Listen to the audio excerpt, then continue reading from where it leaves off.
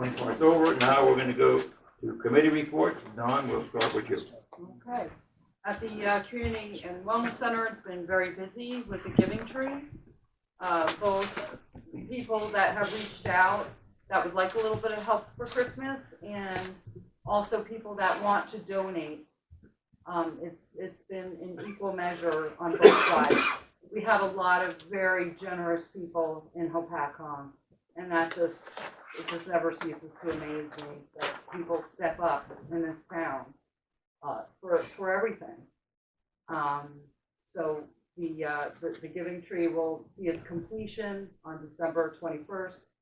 All the gifts will be in by then, and our own mayor will be Santa Claus, and we'll get all those gifts out. There's no little kids watching this meeting. There's no little kids. So, and then another thing that I'm really proud of, we had our first presentation on the dangers of vaping, and it was very well received. It was well attended.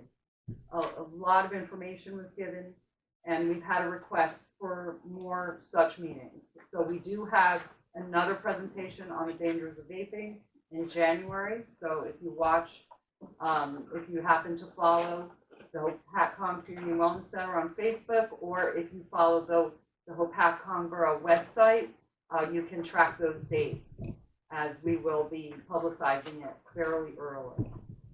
And I think for right now, that's pretty much it. We're still going with Souls to Souls. That'll be there at the center as well.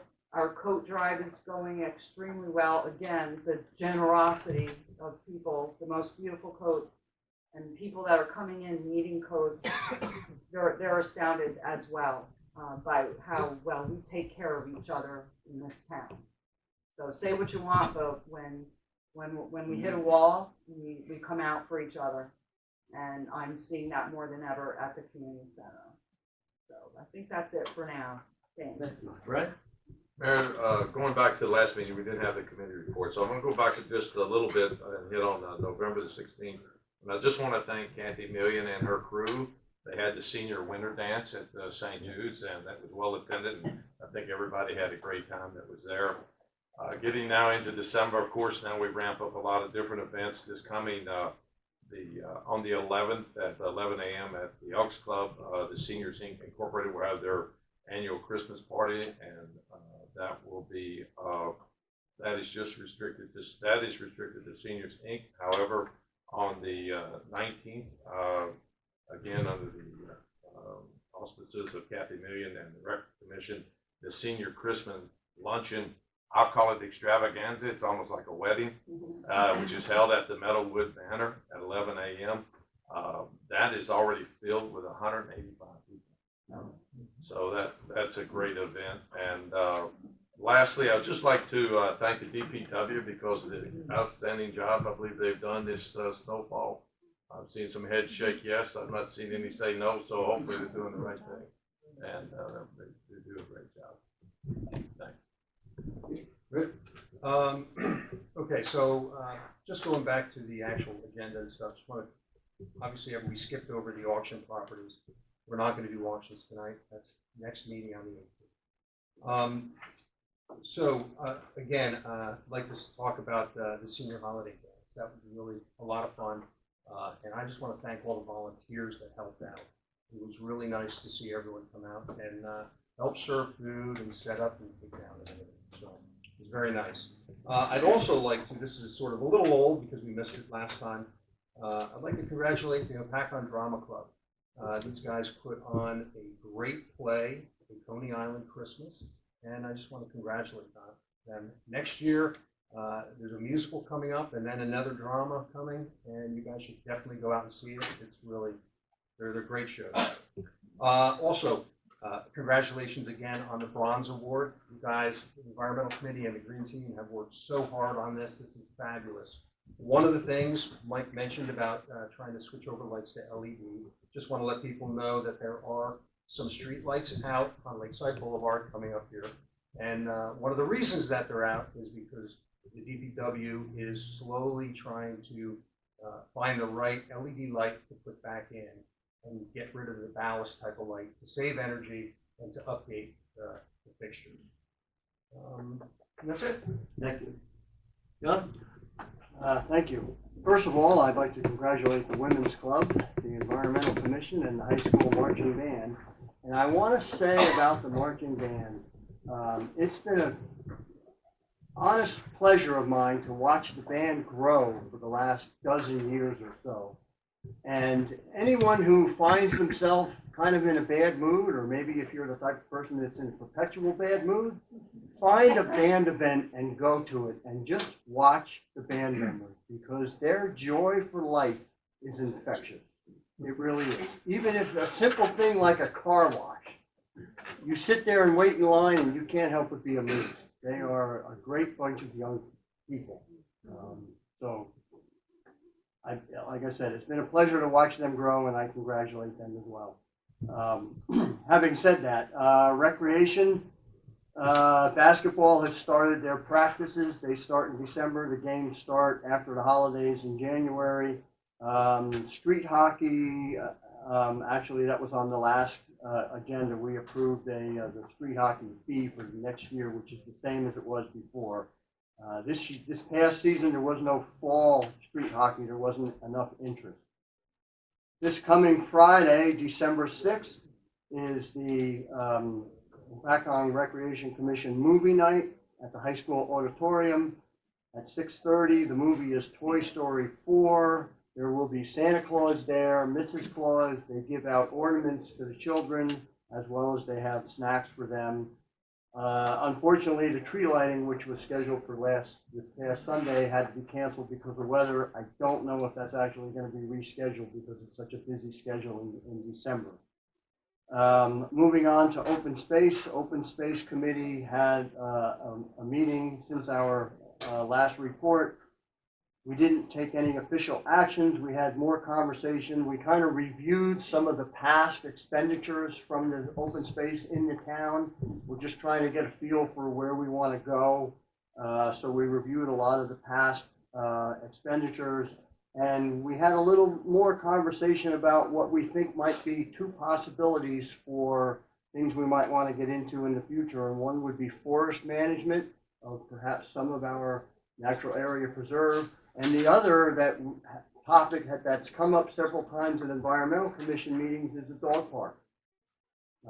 That's a possibility too. Those are both, fall well in line with open space. So that's what we talked about. Environmental commission, at the last meeting, we had our poster contest winners. Our first place winner was Amela Saito. Or Cito, I'm not sure how you pronounce that. Emily, I'm sorry, Emily. Okay, third time's a charm. Her theme was "Don't be bitter, don't drop litter," and the second place winner was Michaela Murray. Her theme was "Be a litter quitter." They were both nice posters. And the theme thoughts are always positive. We had conversation, we may be doing free trees next year, which originally we thought last year was going to be the last year, but I guess the state found either found some money or found some trees, I'm not sure which. We had conversation about the lake and the recent visit from our governor and his announcement of monies that he's put into things that hopefully will help this area.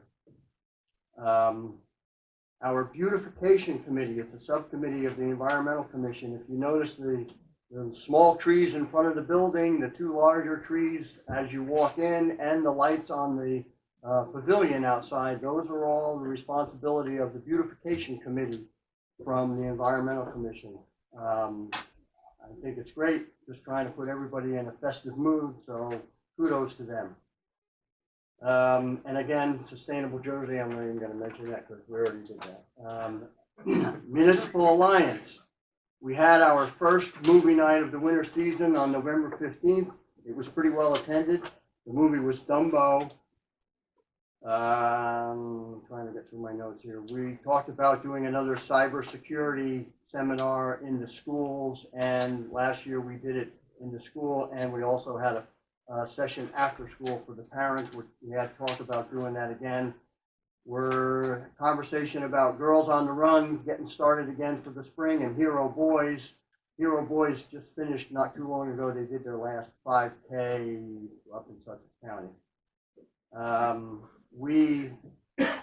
Our local anti-drug county poster winner was Ryan O'Sullivan.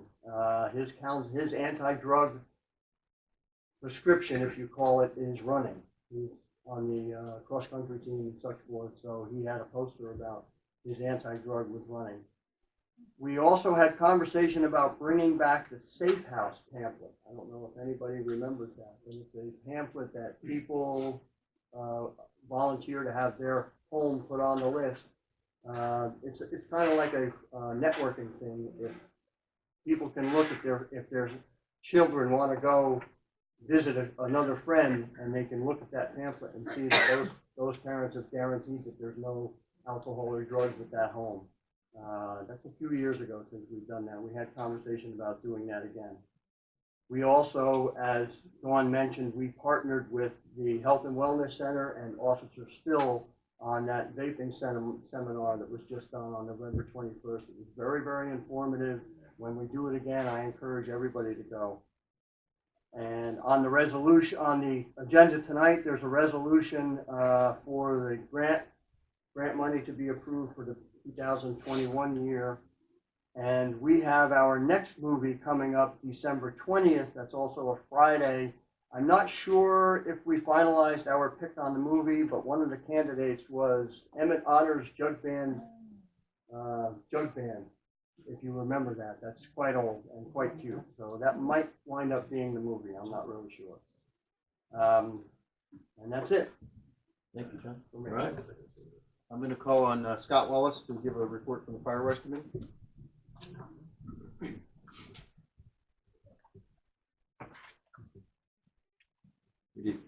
Good evening, Mayor Francis. Thank you, Councilman Smith. As many of you may not know, a lot of new faces. I'm Scott Wallace. I'm the local district fire warden from the New Jersey Forest Fire Service, right? So around 2004, 2005, we started the Firewise program in Hopatcong. It was a national program that was really picked up in California from the wildfires. It was developed out in Boise, Idaho, in the fire science lab to help the homeowners protect their houses in the absence of the fire department. What happens is these fires grow so big that we can only manage our personnel to certain houses.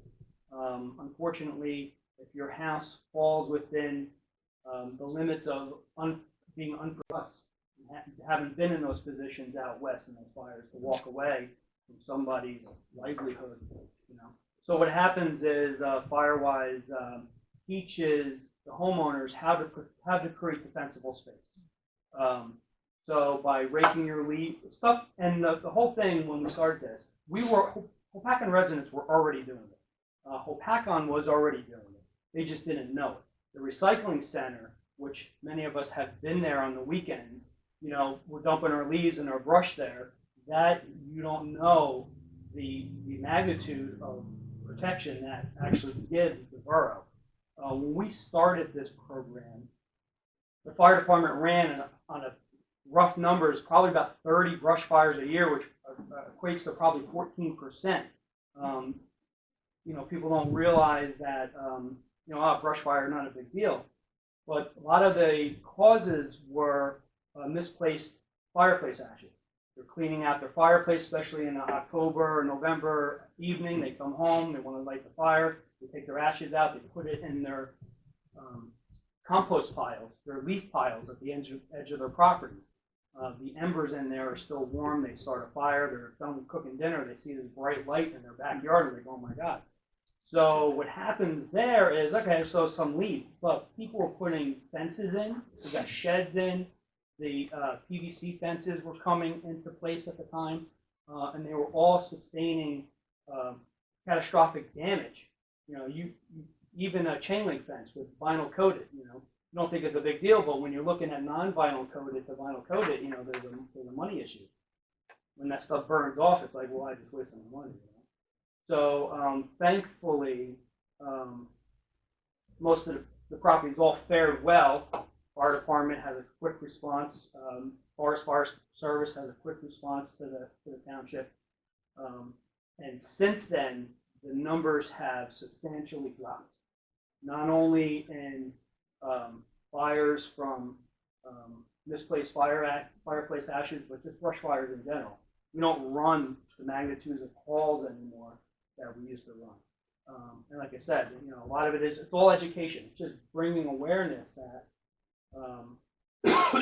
we're just not cleaning our yards to make it nice and not have to worry about the leaves, but we're also creating that space so that maybe not our property, but our neighbors, have an unfortunate mishap, and it, brings damage to our homes and neighbors' homes. So it's something that you may not have heard of before because I keep it low key. It's not something that I also have to have the distinct opportunity to manage the campfire permits, right? So so I try to do it through education, not necessarily through strict enforcement. Everybody wants to have a campfire. We want to have fires in our yards. It's all about being safe and making sure that we're not, not going to have an issue. So we keep it low key. We just take advantage of the opportunities on Saturdays. I've been down there numerous hours handing out pamphlets over the course of the last 14, 15, 19 years. So it's been really good, and I've seen there every year.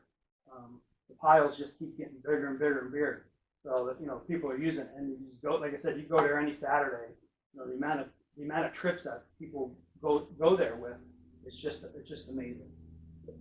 So with that, as easy as it may sound, because nobody's really managing it, there are some. It's December, January coming, so it's the start of the new year. There are some things that just happened.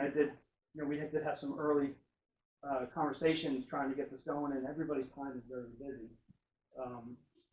Maybe if we can get some free time in the next month or two, you could sit down with whoever wants to talk about it, because there are some things we need to do. Hopatcong, just like all these other outstanding achievements, has been recognized nationally. So I strive all the time to maintain that dignity for our town, keep us on the map and make these strides. So there's some management issues we need to do through the National Firewise to keep us registered. So, a lot of the issues, it's just not issues, but we have to prove how much money we're spending. It's like $2 per capita. So as long as, with the operations of the leaf pickup and all these other things, I'm sure we're already doing it. There's no extra money that needs to happen. So it's just a matter of just having a record keeping and sending it over to the Firewise people, which I think are now managed by the NFPA up in Quincy, Massachusetts. So that's really easy to do. And now we're into the winter time, so snow's on the ground, not much is going to happen. But be warned that when the snow is gone, wintertime, the air is typically drier, and it's easier for the leaves to dry out with a little bit of wind. So, the fires could happen. I managed the Smoky Bear sign both at the State Park and Howard Boulevard.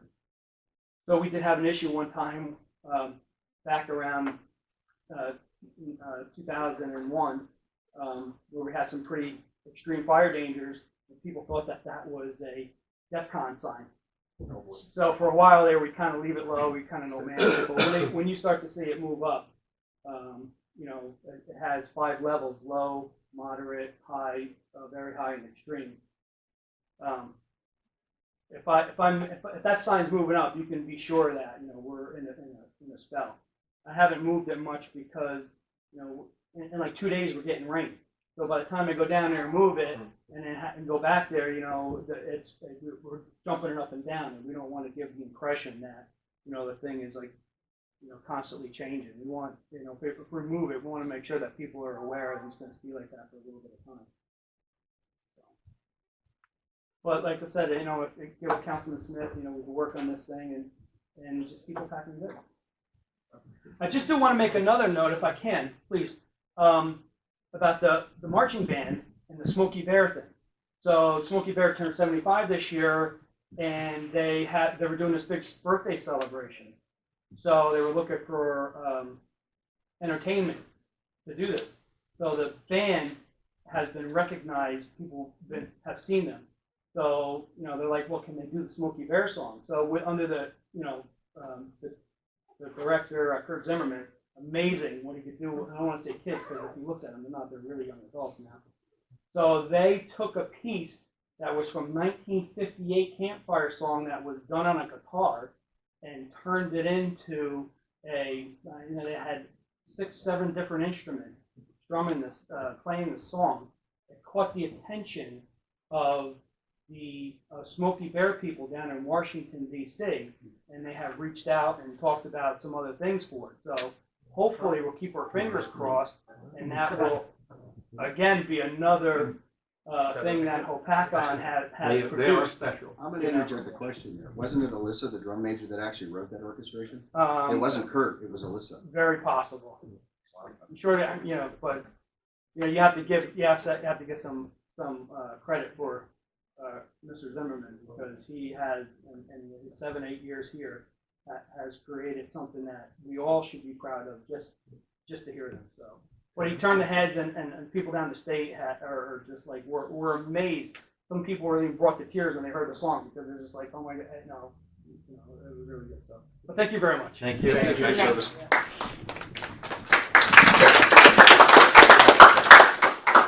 Okay, other committee reports. Not the last Sussex County League of Municipalities meeting, but the one before that. We actually had a gentleman come and speak to us about the upcoming census. Next year's the census. There was a gentleman coming in, basically he was from the census and he was looking for workers. There are census jobs, temporary, available, starting now and going into next year. And we actually, I sent the information over to Ron. He's put it on our website. If anybody's looking for part-time work, the hours are flexible. The pay's really good, $21 an hour. If you look at the left-hand column of our website all the way down to the bottom, there's a description and a link to go sign up for that and to get more information. So that's on our website, and that's from the Sussex County League of Municipalities, or I should say, the census guy that came to visit us at that meeting. I was at Chamber of Commerce Employer Legislative Committee meeting, and John Connolly from the Sussex County Community College came and spoke, and he talked about the new football and wrestling programs that are going on up there. They also have an electrical line worker program that they're introducing, in addition to all of the things they're doing over at the McGuire building, which is the culinary and the welding and all of that stuff. He also they've got an agreement with the College of New Jersey and with St. John's to introduce a 4-year program, because it's a 2-year college. But if you join the county college in the honors program for your first 2 years, you're automatically enrolled in your choice of either of those two schools for a 4-year degree, and you transfer right up. So John Connolly was talking about things that are going on over there. Oh boy, I've got a list. Chamber of Commerce stuff. Okay, yeah, we're getting into the holiday season. There's a lot of meetings coming up. Most of it is next week. Actually, tomorrow, we'll start with tomorrow. The holiday business after hours meeting is from 5 to 7 at Verona Farms tomorrow evening. Our December B2B breakfast is at the Lafayette House next Tuesday morning at 7:30. The Women Business meeting is Thursday the 12th with Project Self-Sufficiency. That's in the evening at 6:30. And our next Chamber of Commerce meeting is next Friday, not this Friday, next Friday, Friday the 13th at 8 a.m. at the Route 206 Diner, which was formerly known as the Andover Diner and had a remake. Getting into January, there's a seminar being held by one of our Chamber of Commerce members about outsmarting the scammers. That's going to be held over at the library on Sparta Stanhope Road, the Louise Childs Library. That's Thursday, January 23rd at 6:30 p.m. And that covers all of my committee. Thank you. Frank, you're up. Very short. Sewer rate study is complete. It's published. It's out there. The last meeting we did the public, and that was basically about it. Okay, thank you.